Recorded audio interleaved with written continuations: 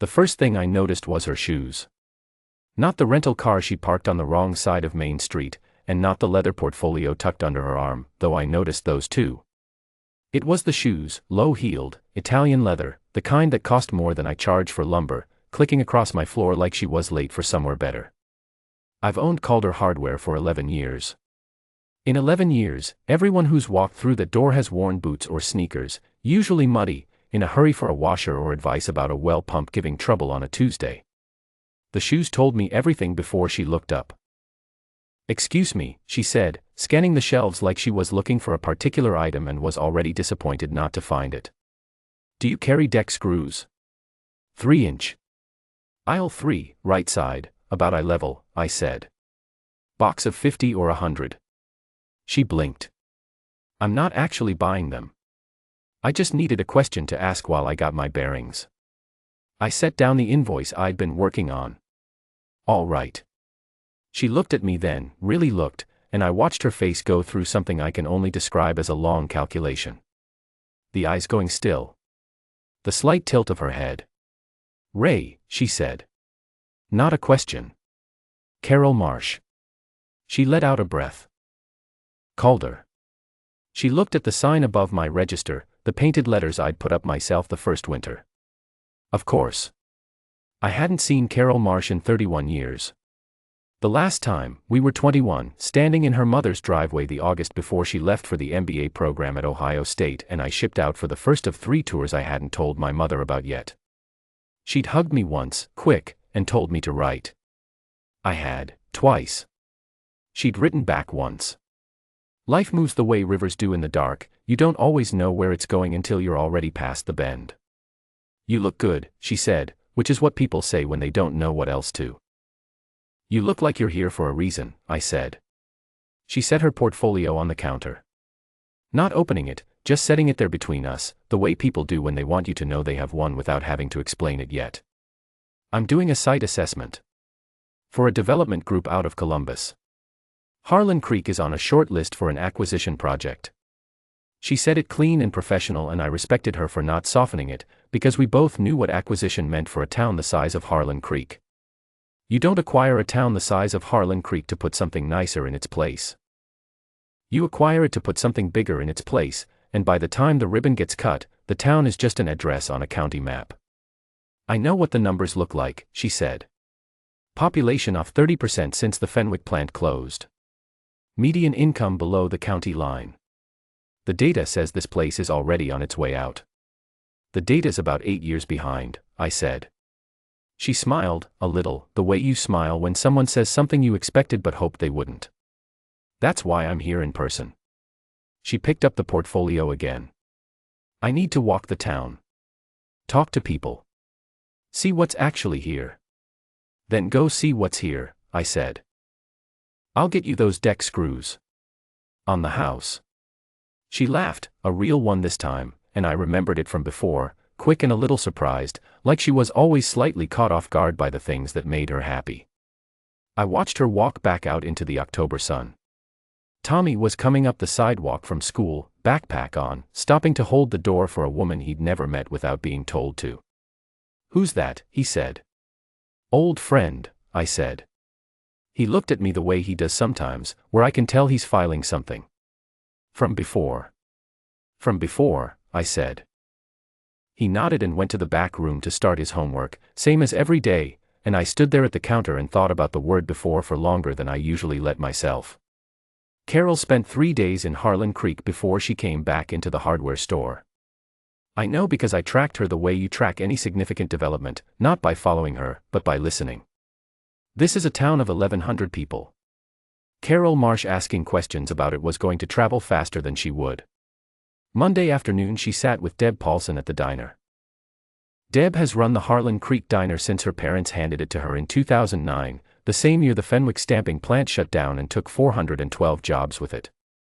She told me later that Carol had asked who started the downtown renewal, who got the buildings rehabbed, who brought in the seed grants.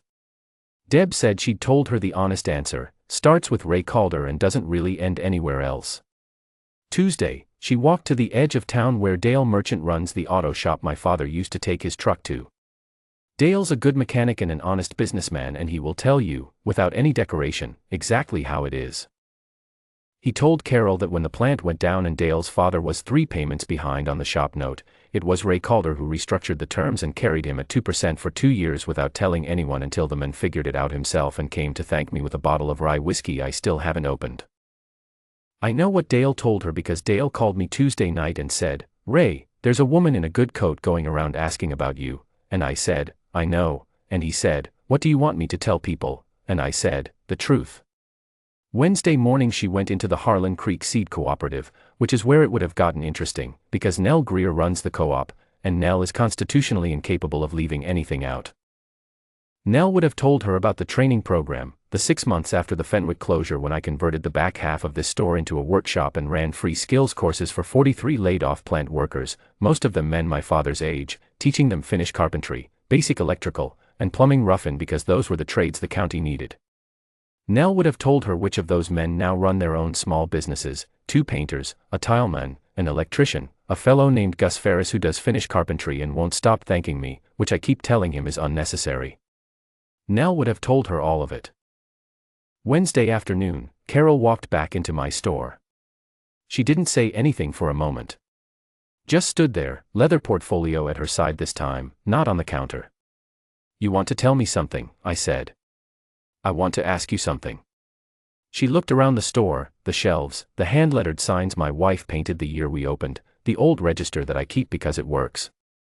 "Why does nobody know?" "Know what?" "Any of it." She spread her hand in the general direction of the town outside. "The training program. The business notes you're carrying.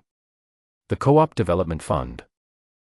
I talked to 6 people today and every one of them lowered their voice when they said your name, like they were talking about something they didn't want to jinx." "This is a small town," I said. "People are careful about good things." "Ray." She set the portfolio down again, but softer this time. "The data I brought with me says this town should be hollowed out. What I'm finding is, it's not. It's alive. And the thread running through every conversation I've had is you." She paused. "I want to know why you didn't, I don't know. Why you didn't let anyone tell the story." I thought about how to answer that.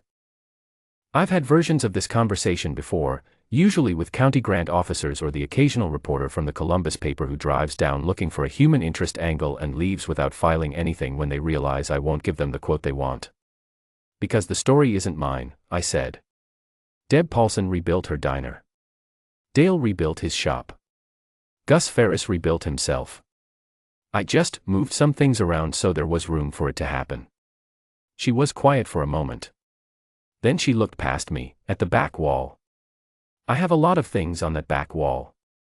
Tool catalogs. A safety poster from 1987 I keep for the humor value. A photo of Tommy the day he lost his first tooth, grinning like he'd won something. And one framed item I've never taken down because my wife put it there the week we opened and I haven't found a good reason to move it, my army portrait, dress uniform, the Silver Star citation mounted below it in a small mat." Carol walked past me. I let her. She stood in front of it for a long time. Long enough that I heard Tommy come out of the back room and stop, the way he does when something in the room's register has changed and he's deciding whether to stay or go. "You never talked about this," she said. "In your letters. Didn't seem like something to put in a letter." She turned around. She had the look of someone who has spent a career making decisions and has just discovered that a decision she thought was straightforward is considerably more complicated. "I came here to recommend acquisition," she said. "To my group." The numbers made sense. A town this size, this demographic, sitting on 40 acres of industrial-zoned land from the old Fenwick site, it pencils out. "I know it does," I said. "It doesn't pencil out anymore." She said it plainly, without drama. "Not because the numbers changed. Because I didn't have the right numbers." She looked at the wall again, my portrait, the citation, the framed thing my wife thought was worth keeping. "There's a community here. A real one. You rebuilt it. I can't recommend demolishing what somebody spent 30 years building." I didn't say anything for a moment. Through the front window, the October light was going gold on Main Street, the way it does at 4 o'clock in the fall, that particular low Ohio light that looks like something you'd make up if you were trying to describe home. There's a bench down at the creek, I said. Tommy and I go there most evenings when the weather's decent. You're welcome to come. She nodded, something shifting in her face that I hadn't seen in 31 years, the girl I knew at 21, underneath the leather portfolio and the Italian shoes. We walked down at 5 o'clock, the three of us, Tommy between us, asking Carol a series of frank questions about Columbus that she answered with a patience I found impressive. He wanted to know if the buildings were actually as tall as they looked on television, whether there were any good fishing spots near the city, and what exactly a development group was and what it developed. Carol answered all three with complete seriousness. The creek was low for October, the way it always gets before the November rains, and the bench was damp, but we sat anyway. Tommy pulled out a small notebook, he keeps one in his jacket pocket, writes things in it I'm not always allowed to read, and settled in with his pencil. He does that everywhere, I said. He's going to be a writer, she said. He says he's going to be an engineer, I said. But he writes like a writer. She smiled, watching the water. A heron was working the far bank, patient and still, waiting on something. The town behind us made its ordinary sounds, a door, a car, someone's dog, the faint bell from the Methodist church that still runs 4 minutes fast and nobody has fixed for 20 years. I'm sorry I didn't write back, she said. The second time. That was a long time ago. It was. She looked at the creek. You built something real here, Ray. I thought about the right answer and settled on the honest one. I had help, I said. Ellen helped me most, before she got sick. After, Tommy helps me now. I looked at my son, bent over his notebook, his tongue just touching his upper lip the way it does when he's concentrating. He doesn't know it, but he does. She didn't push on that, which I appreciated. She just sat with it, the way someone who understands law sits with it, quietly, without trying to fix it into something smaller than it is. The heron lifted off the far bank without warning and crossed the creek low and deliberate, disappearing into the willows on the other side. Tommy looked up from his notebook.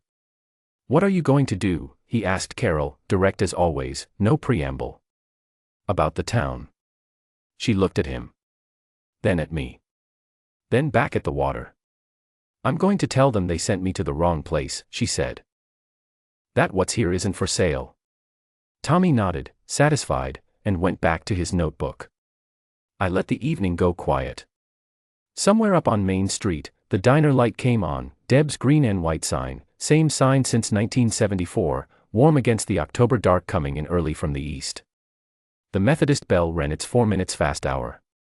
The creek moved the way it always has, in no particular hurry.